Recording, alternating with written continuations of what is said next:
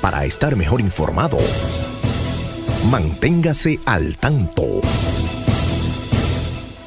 Mis amigos, seguimos al tanto. Aquí esta noche nos acompaña la abogada Ángela Fernández, directora ejecutiva de la Coalición del Inmigrante para el Norte de Manhattan.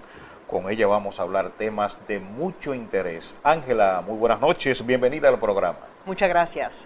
Ángela, en estos días se ha hablado bastante sobre las redadas de inmigración en diferentes estados, están utilizando los centros laborales y hay prácticamente un terror por parte de la comunidad indocumentada. ¿Qué es lo que está pasando en estos días? Bueno, nosotros ya sabemos que esta nueva administración está haciendo redadas en muchos sitios diferentes. Lo está haciendo en las casas, lo está haciendo en los apartamentos y también lo está haciendo en lugares de negocio. Por ejemplo, en fábricas, también en granjas.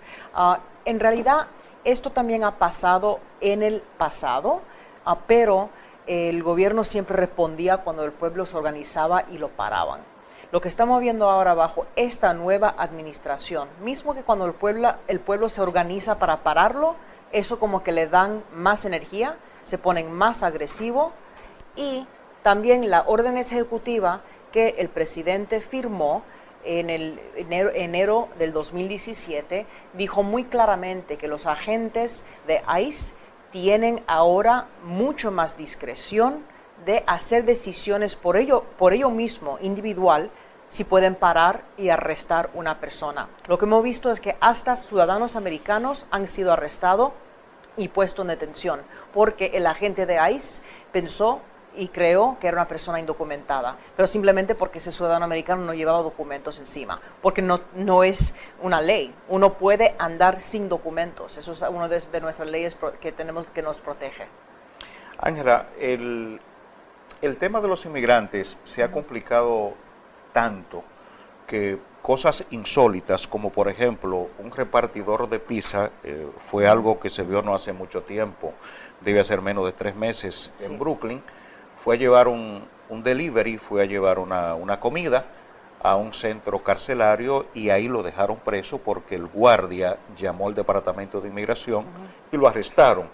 Una pareja de esposos también visitó una cárcel por motivo de una celebración y fueron arrestados. Bueno, el del señor que le llevaba pizza a la base militar, el señor Villavicencio, él llevaba esa pizza regularmente y lo que ocurrió es que el guardián, en vez de simplemente tomar la pizza ahí mismo, le pidió identificación. El señor le enseñó identificación de la ciudad de Nueva York, lo que se llama el New York City ID, y de ahí el guardián dijo, no, yo quiero ver más identificación, y ahí él tuvo que decir, no tengo otra. Y ahí él cogió y le puso su nombre en una base de datos, y ahí salió de que él tenía un asunto con inmigración. La otra señora que estaba ahí, que trabajaba en la base militar también, le dijo a su compañero, pero deja esto ya, deja eso así, cogemos la pizza como siempre, le pagamos lo pagamos y nos vamos. Pero este señor insistió. Y eso es lo que nos preocupa de lo que está pasando hoy día. El ambiente, la temperatura, el tono, el contexto en que vivimos hoy día le da permiso a personas que antes realmente no tenían la autoridad a entrar y hacer lo que se llama pescar. Pescar, vamos a ver esta persona realmente quiénes son, cuando la realidad es que eso debe de quedarse solamente en ciertas manos del gobierno, siempre y cuando que esas personas dentro del gobierno también siguen la ley. Lo que estamos viendo es que ahora tampoco ellos siguen la ley. Pero aquí tenemos como 2 niveles. Uno, el gobierno, que tiene su poder. El segundo, personas que individualmente están tomando ese poder para realmente aterrorizar a nuestra comunidad. Específicamente ese tema que ha traído mucha preocupación a la gente, el del pasaporte. Mucha gente tiene temor de que aunque haya nacido aquí, aunque su hijo haya nacido aquí, tiene el temor de ir a renovar por encontrarse con ese inconveniente. Esto nunca se había visto, creo, ¿verdad que no? Hemos visto esto antes, pero en situaciones muy pequeñas. Sabemos que, por ejemplo, en Yemen, hace muchos años, ciudadanos americanos que tienen el pasaporte americano, pero que vienen de descendencia yemení, van a su país de origen, en Yemen, su pasaporte americano se vence, van al consulado americano en Yemen, le pide para renovar, que es algún derecho, eso no es nada común y corriente. Cuando van a renovar su pasaporte americano, el consulado mantiene el pasaporte. Se lo hicieron a 20 americanos en Yemen. ¿Y qué ocurrió? CUNY, la escuela de la ciudad, escribió un papel sobre esto. Y para nosotros como dominicanos tenemos que realmente ver eso con mucho cuidado. ¿Por qué? Porque estos son los países que para Estados Unidos somos países pequeños, que no tenemos mucho poder en el mundo de la ley internacional, y no debemos ser sorprendidos de que esto puede ocurrir. Tenemos también otro caso de aquí en Estados Unidos, de una persona de descendencia dominicana, pero tenía la ciudadanía americana, naturalizado. Él fue a renovar su pasaporte americano aquí y la gente, aun cuando él fue a recogerlo, le dijeron que no te lo podemos dar, estamos todavía investigando porque hemos visto algo en tu pasado. Así que esto es un poder, no es el quitarle la ciudadanía en papel, es quitárselo, lo que se llama la palabra de facto. Si tú no tienes un pasaporte americano, es como si no tuviera tu ciudadanía, porque tú no puedes hacer nada, no puedes salir del país. No, si te piden una identificación, no lo tienes. Así es. Ángela, con respecto al ajuste de estatus, hay mucha gente que también alberga el temor porque se está comentando, han salido artículos incluso en la prensa de que probablemente una persona que llegue con una visa a los Estados Unidos se queda acá y se casa para hacer sus papeles, para buscar su residencia. Cuando vaya a tomarse las huellas, cuando vaya a la cita al Departamento de Inmigración, probablemente ahí queda atrapado y deportado a su país. Todo eso se está diciendo. ¿Qué es de cierto en esto? Bueno, la realidad es que el gobierno no tiene toda la capacidad de empezar a deportar personas que vinieron con su visa, se quedaron más allá de la visa y se casaron por amor. Si es un matrimonio fraudulente, lo van a pillar, eso está seguro. Pero un matrimonio de amor, lo que estamos viendo es que lo están demorando el proceso, la aplicación, y hay personas que se quedan aquí esperando mucho tiempo hasta que se haga una decisión. Hemos visto reportes donde en la decisión lo han denegado. Pero también sabemos que, por el otro lado, también la mayoría de las veces lo están dando.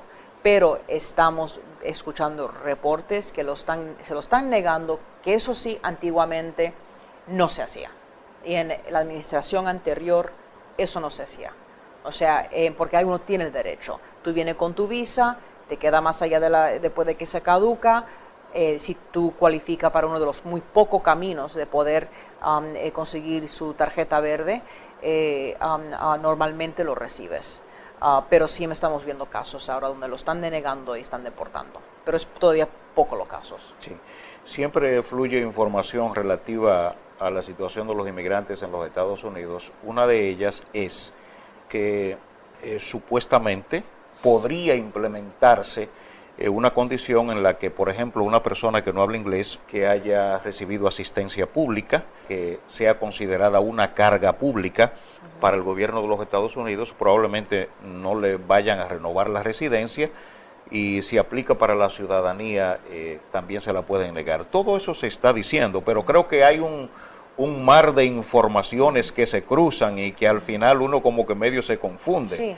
Pero en términos legales uno debiera estar preparado para una eventualidad así, ¿verdad? Lo que está el gobierno haciendo es metiendo temor. Y hay personas que tienen derecho a recibirlo. Por ejemplo, los niños que nacen aquí en Estados Unidos, pero quizás sus padres tienen tarjeta verde o sus padres son indocumentados, pero están en camino de regularizarse. Están quitando sus niños de eso. Este derecho de darle a un niño de comer Esto no fue algo inventado a la nada. Eso fue inventado en este país a principios del siglo pasado porque se estaban muriendo niños en la calle. Y la gente no se acuerda de eso, y los que están en el gobierno parece que no le importa, porque lo que están creando ahora es un caos donde muchas madres están tomando la decisión de cortar lo que es el derecho de su niño porque tienen miedo que no van a poder aplicar para la ciudadanía en 20 años. Pero mi temor es estos niños van a ser mal alimentados, y sabemos que cuando un niño es mal alimentado no puede estudiar, no puede hacer bien la escuela. O sea, ya le estamos creando en una situación donde ese niño no puede sobresalir. Así que es una situación complicada. La ley no ha cambiado. Le decimos a la gente que mantengan y siguen recibiendo los beneficios que es su derecho. O sea, si tú cualificas, si estás cometiendo fraude, nunca decimos que la gente debe de cometer fraude y tienen que pararlo. Pero hay ciertas categorías de inmigrantes que tienen el derecho de recibirlo, y esas leyes fueron pasadas porque son políticas públicas sanas, porque es para el bien de la sociedad. Así es. Ángela, muchas personas tienen el temor de salir de los Estados Unidos porque ha tenido algún inconveniente legal, a veces porque también está con una identidad falsa. Cualquier problema que haya tenido, la gente se limita de salir de este país porque piensa que al regreso ya no podrá volver a entrar, ya no podrá regresar a reunificarse con su familia, y prefiere no hacerlo, se queda aquí. ¿Cuáles son, por ejemplo, los antecedentes penales que pueden poner en riesgo el regreso de una persona a los Estados Unidos? Bueno, eso es una pregunta muy buena, porque mismo nosotros como abogado de inmigración trabajamos con un libro que es así de grande, que nos describe cada antecedente penal y nos puede explicar claramente cuáles son lo que se llama inadmisible, lo cual significa que tú no vas a ser deportado necesariamente por esa delito, pero sí, si tú sales ya no puede entrar, por ejemplo, o también delitos que te ponen en riesgo de deportación. Así que no te puedo detallar porque nos pasaríamos aquí 5 horas, pero sí, con eso simplemente te puedo decir que siempre nosotros le decimos a las personas, y esto es desde el 1996, no tiene nada que ver con Trump, esto es desde 1996, le decimos a las personas, si tienes tarjeta verde, si eres residente legal, permanente, y has tenido algún roce con la policía, hables con un abogado de inmigración para que y traiga la disposición final, si tienes tiene que tener una disposición final, para que pueda hacer el análisis legal y decirte si sí o no debes de salir de los Estados Unidos. Una persona que se haya declarado culpable del delito que sea, de robo, problemas de droga, complicidad con un acto delictivo, compró algo robado en la calle, cualquier cosa de esta, ¿puede tener alguna implicación legal para retornar? Sí, cualquiera de esos puede tenerlo. Lo importante es ver exactamente el número de código penal que al fin y al cabo le dice la corte que eres culpable, porque ese número es muy importante para poder contrarrestarlo o compararlo dentro de cuáles son las áreas dentro de la ley de inmigración, que define cuál es una convicción deportable, cuál es una convicción inadmisible. Por eso tienes que trabajar con un abogado para que lo vea y lo pueda hacer el análisis dentro de la ley. Ángela, la migración en cadena es otro asunto que le está preocupando a la gente, porque como dijiste hace un momentito, hay un flujo de información que confunde y a veces aterroriza a la gente, y todas esas cosas se dicen como para asustarnos, para asustar a los inmigrantes en determinada situación. Esa migración en cadena que también ha salido a relucir en estos días, esa no está en peligro. La gente podrá seguir solicitándole a sus familiares en el extranjero para traerlo acá. Sí, debe de seguir haciéndolo porque la ley no ha cambiado, pero vamos a estar bien claros. Esta idea de lo que se llama cortar la cadena, el Partido Republicano lo ha tenido esto dentro de su marco desde hace ya 15 años. ¿Okay? Han estado hablándolo entre ellos, pero no ha llegado a la luz porque, porque por diferentes razones.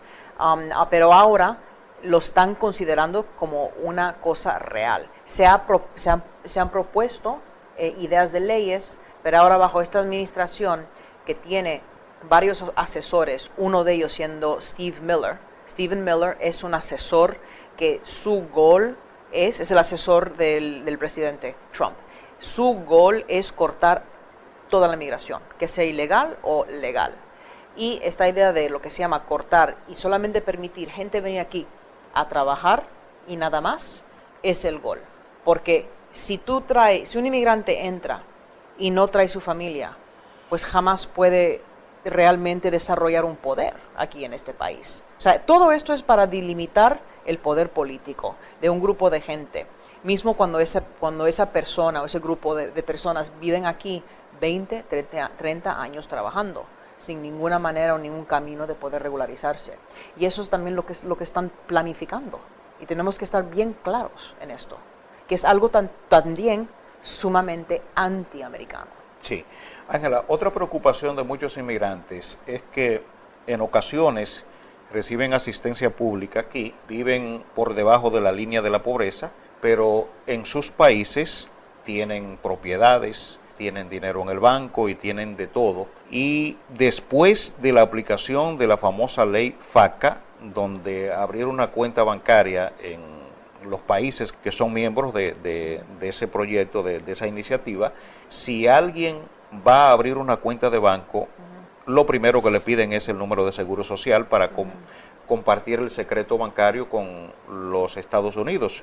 Pero también dicen que ya la gente que se considera estadounidense, que tiene más de 6 meses residiendo aquí de manera prolongada, o es ciudadano o es residente legal, esas personas tienen que declarar ese dinero a los Estados Unidos, lo que tienen, lo que reciben por allá, y muchos no lo están haciendo, y eso le está causando muchos problemas también a esas personas. Nuestra organización no ha recibido casos así de ese tipo, pero yo creo que tanto como los multibillonarios que esconden su dinero en las diferentes maneras en que lo esconden de manera legal, creo que el esconder no es bueno en ningún lado, de ninguna manera.